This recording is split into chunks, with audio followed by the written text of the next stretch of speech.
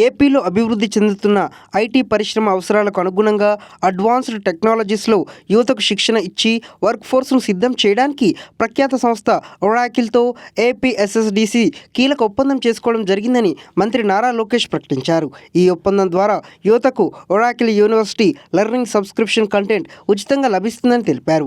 మహిళలు, ఆర్థికంగా వెనుకబడిన వర్గాల యువతలో ఒరాకిల్ క్లౌడ్ నైపుణ్యాల కోసం చేయూత అందించడమే ఈ ఒప్పందం ముఖ్య ఉద్దేశమని వెల్లడించారు.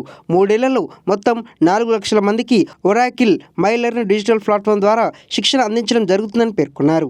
అలాగే యువతకు ఉపాధి అవకాశాలు, నైపుణ్య శిక్షణ మౌలిక సదుపాయాలను మెరుగుపరచడానికి స్నైడర్ సంస్థతో ఒప్పందం చేసుకున్నట్లు చెప్పారు. ఎలక్ట్రానిక్స్, గ్రీన్ ఎనర్జీ, నిర్మాణ రంగాల్లో జాతీయ, అంతర్జాతీయ స్థాయి అవకాశాలను అందిపుచ్చుకునేందుకు ప్రతిభావంతులైన బృందాలను తయారు చేయడమే ఈ ఒప్పందం లక్ష్యమన్నారు. ఒప్పందం ప్రకారం ఈ ఏడాది ఏప్రిల్ నుంచి మార్చి 2027 వరకు ప్రభుత్వ ఐటీఐలు, పాలిటెక్నిక్ కళాశాలలు, ఎన్ఏఎస్సి శిక్షణా కేంద్రాల్లో 20 అధునాతన ట్రైనింగ్ ల్యాబ్లు ఏర్పాటు ద్వారా ప్రపంచ స్థాయి ప్రమాణాలతో 9,000 మంది యువతకు శిక్షణ అందించడం జరుగుతుందన్నారు.